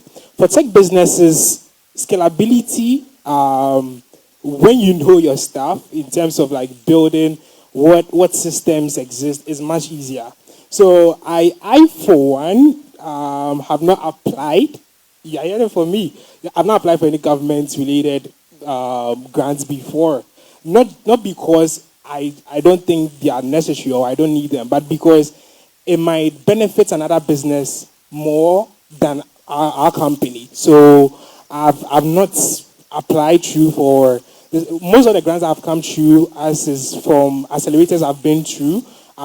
There was one that was organized through with the Ghanaian Innovation Hub and the Blue Space. There have been others that we've engaged in, like the Village Capital's Future of Work program. So I realized that businesses in the other sectors like manufacturing and production need these funds more. And I love something that he mentioned. He said, if you know that you're an MSME, meaning that knowing that these funds are few, you have to be genuine about them, right? So people take these funds sometimes and they can't tell you at the end of the day what they use these funds for. And, it's not all about, at the end of the day, maybe probably showing empathy on what you are doing because, of course, your business is different from someone's business, but it'll be nice to be fair and, know that you are just taking your share of the large portion. So, thank you. I hope I've shared something insightful there. Absolutely, absolutely. And because we're running out of time, we will ask each panelist to share any concluding thoughts. We ended up talking a lot about government financing because of the composition of the panel, but it's good. It's good to know the resources that are available for the rest. Even if you're not running a business, you know someone who is. It's good to get the various perspectives. So we'll take a comment from each panelist on the topic, innovating and financing SMEs for the rest. Any final reflection? Maybe starting with Justina and then coming down. Thank you very much, Amma. So I think that yet a lot has been done, but there is more to do. From our end, we are looking at reaching out to more businesses and connecting them with the right investors. But also we are looking at not just the big businesses, because we also have the Ghana Angel Investor Network that also looks at the missing middle, where probably the businesses might not be so huge, but they are good and quality businesses. As the earlier panel said, we are looking at businesses that are scalable. You must have everything in place. And I would encourage every entrepreneur here, please get the opportunity, go to the platform. If you don't know what it takes to be investment ready, just go there. Go to the Impact Investing Ghana YouTube page and educate yourself. Because if you want to raise funding, it will come down to knowing what the investor wants. So I encourage you. We'll be reaching out to a lot of entrepreneurs along the line. Whenever there are opportunities we will share, but prepare yourself for it so that you will not say that there are no opportunities in the system, because they are there. Thank you. Okay. So as you know, government is doing a lot because of the size of that sector of the economy, and also how important it is to use it as a vehicle for job creation, because currently one of our topmost issues as a country is unemployment. So government will continue to support the private sector, especially the startups and the SME sector, with these interventions. That is why even the budget was on supporting entrepreneurship. We think this will have a multiplier effect on other economic indicators, even forex, CD, currency, to help assure our reserve. Because if we support the private sector to be able to innovate, to produce locally, it means we will not go and look for foreign currency to do the importation. For us to go through the crisis that we are going through currently, it is a big issue which we cannot solve within 2 terms or even 10 years. But what matters is this is a government which is laying the foundation for the industrialization, right from startups to big industrialists. The Ministry of Trade has stimulus packages, strategic anchor support, pharmaceuticals, testers and government. So as you assess the startup and SME support to grow, once you go into the higher tiers, then you can also go through the Ministry of Trade, the Development Bank, and the SM Bank support, so that we can all grow our country, grow the private sector, and then create the much needed jobs. But I think the private sector, the banks should also be a little bit innovative. I'm happy to see the likes of CBG, who have set up SME desk, and one of their spaces was even launched recently to support the SME sector, and they are giving a lot of SME loans. Our banks are afraid of risk, so all what they do is give salary loans, take their interest, and then they are fine. But we are talking about a sector which contributes to 70% of the GDP. What is the banks doing to support this sector? It is bigger than the oil and gas sector. It is bigger than the agri sector. So it is a very, very important sector. As Amma showed in her presentation, government cannot do it alone. The development finance institutions are in, development partners are in, private sector is in, government is in. We should all be innovative to roll out new, exciting products which will help stimulate growth in the private sector so that we can achieve our industrialization and Ghana Beyond 8 targets. Thank you very much. All right, so I have 3 key things I want to mention. 2 are compliments and 3 is an advice. I think, honestly, Impact Investing is doing a great job, trying to make funds or connect businesses with large funds or, VC firms, and they are doing a great job up there. They've just been helpful to me and to my company in doing so. So everything they are saying is the gospel truth, all right? So, yeah, there's no politics. Secondly, the government is doing its part, right? It's not an easy job, trying to grow an entire sector or make meaningful impact in that sector. And I know little by little, it's going to get there. We've gotten the message from GA and NEIP that at the end of the day, they are trying to digitize more of these processes, right? First of all, probably in the past, you'd have had to go there directly, but now anywhere is accessible. So I know in time, it's going to go there, and they are going as fast as they can. The thing is an advice on the basis that, yes, every business, like I said at the beginning, it's not all about, I have a business, I have something that I think is scalable, so give me your money and let me go, or let me put it in it. No, you have to ensure that your business is attractive at the end of the day to investors. Whatever you are building through is something people need and is impactful. So these are some of the key things I want to mention, and if you do them right, I think basically you find yourself gaining access to these funds. Thank you. Yes, I see financing MSMEs as a collective responsibility. That is the government, on the side of government, and then the private sector, in fact, the private investors. So, yes, but there is one thing that I think is a challenge. If the banks come out with their products, are they sure all their targets understand how their products go? I mean, how it works. That is one challenge that the MSMEs face. And how do you get the information to the targets down there? Because in most cases, the concentration is only in the urban areas. Greater Accra and then Kumasi, Accra and Kumasi. What about the others? We have a few of the SMEs in other regions as well. So why don't you use us to put out this information or educate the MSMEs on how the products work? In fact, we are in 210 districts across the country. And then we also have, in fact, the district officers are within the district assemblies, most of them. And they are called Business Advisory Centers, BACs. And then we also have Business Resource Centers in 37 districts. They are more resourced than the BACs. And by the end of the year, I'm sure an additional 30 of the Business Resource Centers would have been completed. So we'll have a total of 67 business resource centers which are under GA. And we can disseminate any information on the products that the banks develop to these MSMEs, and also educate them with the support from the banks on how these products work. Thank you very much. Thank you. And I hope not only banking, but accelerators, venture capital companies, and different categories. So, audience, that was the panel on government financing. I hope that you learned something new for yourself or for an MSME that you know.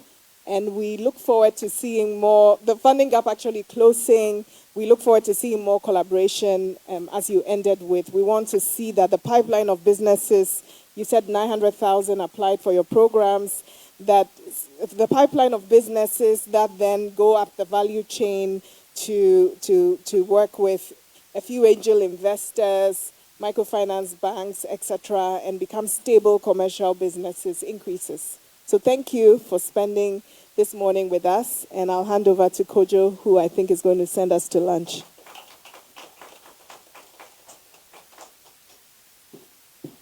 Thank you very much. Once again for them. So it's time for lunch. We are going for lunch. When we return from lunch, we are going to have the businesses, 8 of them, mount the stage and pitch to the judges. So after lunch, you'll get to know who our judges are. And you also get to know the 8 businesses and the order in which they are going to pitch. Have lunch, time to network, get to know people, and get to expand your network so that together we can build the Ghana we want. We can create the impact. So please enjoy your lunch. We'll be back in an hour to continue the rest of today's activities. Thank you.